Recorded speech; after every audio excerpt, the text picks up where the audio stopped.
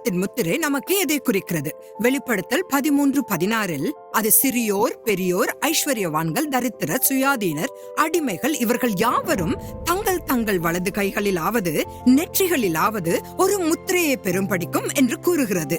வலது கை என்பது நாம் செய்யும் செயல்களையும், நெற்றி என்பது நமது எண்ணங்களையும் குறிக்கிறது.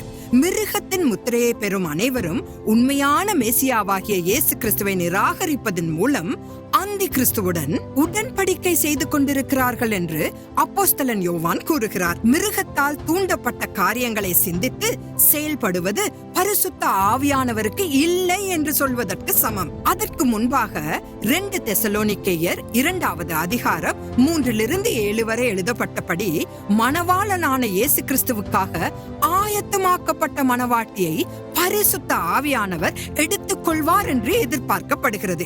இதை பற்றி யோசித்து பாருங்கள்.